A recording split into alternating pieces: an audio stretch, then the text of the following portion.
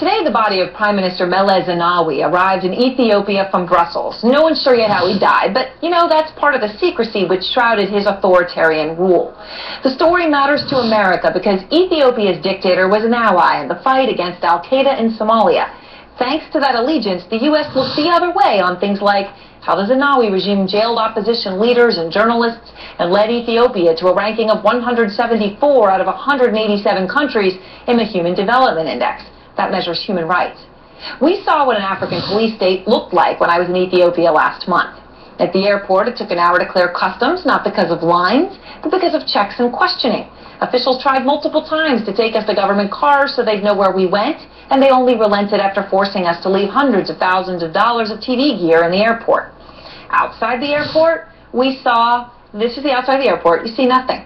Inside was empty. Outside was a crowd. Why, we asked? Well, they said because we're not allowed in to greet our arriving families and friends. The police are worried about unrest, so the people stand outside in the rain. Another visual that ties some of this together is this photo. This is myself and our cameraman Christian next to a Lada. Those are the ancient Russian cars, which are still the taxi cab of choice in Addis Ababa, left over from when Ethiopia was a socialist ally of the USSR.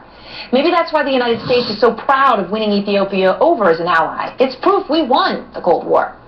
But despite supporting a regime that deprived its nation of a free press, the United States isn't reaping the benefits you might expect. These guys are.